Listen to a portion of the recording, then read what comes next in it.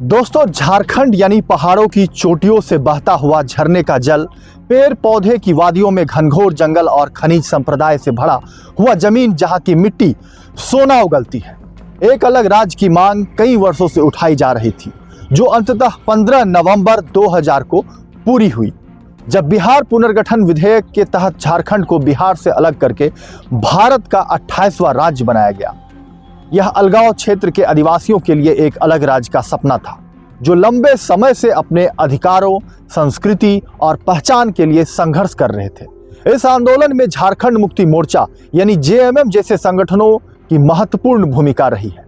आज हम आपको बताने जा रहे हैं कि झारखंड के अलग राज्य बनने की क्या है कहानी।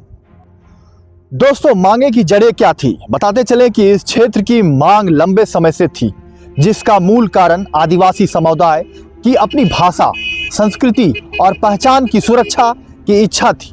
वे महसूस करते थे कि उत्तरी बिहार के आधिपत्य के कारण उनके खनिज संपदा का फायदा नहीं मिल रहा था। झारखंड आंदोलन की शुरुआत कैसे हुई?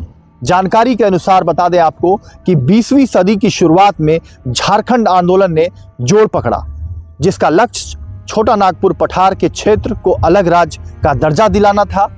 बता दें आपको कि जयपाल सिंह मुंडा का योगदान इसमें अहम कड़ी माना जाता है।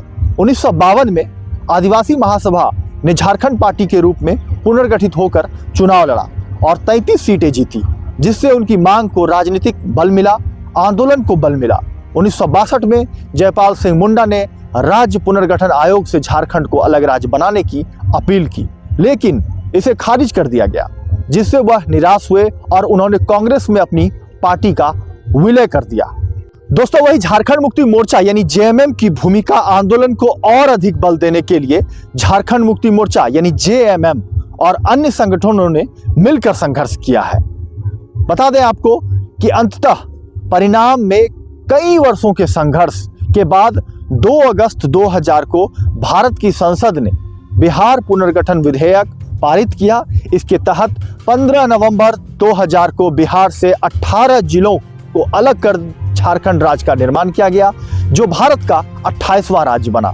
नामकरण वनांचल जैसे नामों का भी सुझाव दिया गया था, लेकिन अंततः झारखंड नाम पर सहमति बनी और 15 नवंबर 2000 को जब बिहार से अलग करके बनाया गया, तो आदिवासी निवासी और अन्य स्थानीय समूहों की लंबी संघर्ष की एक मुख्य वजह थी उनके संसाधनों पर अधिकार और स्वायत्तता की मांग को लेकर यह अलगाव किया गया कि झारखंड की अलग राज्य की मांग 20वीं सदी के दौरान प्रगति के, जिसमें विकासहीनता, प्राकृतिक संसाधनों की शोषण और आदिवासी समुदायों की अनदेखी जैसी चिंताएं का मुख्य थी।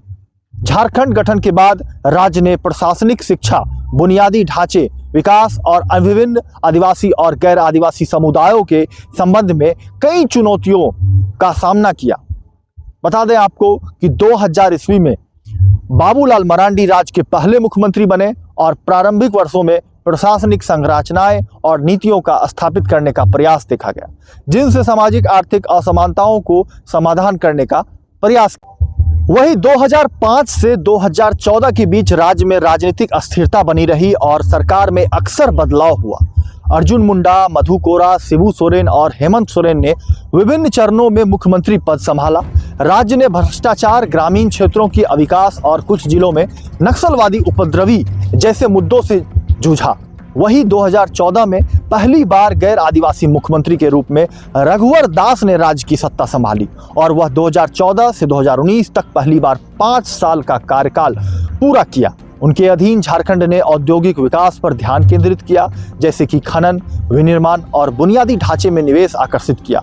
मोमेंटम ऑफ झारखंड सम्मेलन जैसी पहले राज्य को निवेश के स्थल के रूप में प्रमोट करने के लिए की गई, लेकिन इसके बावजूद औद्योगिक परियोजनाओं के कारण आदिवासी समुदायों की हटाने, पर्यावरणीय चिंताओं और सामाजिक आर्थिक असमानताओं जैसी चुनौतियों बरकरार रही।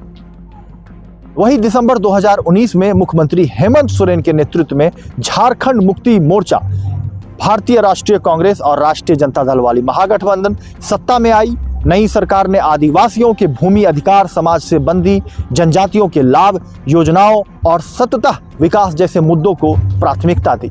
सरकार बनते ही कोविड-19 महामारी ने स्वास्थ्य देखभाल, आजीविका और शहरी से ग्रामीण क्षेत्रों में प्रवास को बढ़ावा दिया, जिससे अतिरिक्त चुनौतियां उत्पन्न हुई। दोस्तों, 2024 में ईडी द्वारा हेमंत सोरेन की गिरफ्तारी के बाद चंपई सोरेन राज्य के मुख्यमंत्री बने, जिनका कार्यकाल 152 दिन का रहा और 4 जुलाई 2024 को जेल से छूटते ही हेमंत सोरेन तीसरी बार राज्य के मुख्यमंत्री बने। वहीं जब 2024 में फिर से विधानसभा चुनाव हुए तो झारखंड की जनता ने भारी बहुमत से झारखंड मुक्ति मोर्चा, कांग्रेस और राजद को बहुमत दिया और फिर से एक बार मुख्यमंत्री हेमंत सोरेन राज्य के मुख्यमंत्री बने और सत्ता को संभाला। अब आने वाले 5 साल के कार्यकाल में मुख्यमंत्री हेमंत सोरेन कई सारी योजनाओं को धरातल पर उतारने तथा राज्य को एक नई दिशा में ले जाने पर काम कर रहे हैं। दोस्तों, आपको हमारी यह झारखंड की 25 सालों की गाथा पर यह प्रस्तुति अच्छी लगी तो चैनल को सब्सक्राइब करना ना भूलें और वीडियो को शेयर जरूर करें ताकि आप की तरह और भी लोग इसे जान सकें। आप सभी को हमारी चैनल की ओर से झारखंड के 25वें वर्षगांठ यानी रजत जयंती समारोह पर बहुत सारी शुभकामनाएं। शुक्रिया।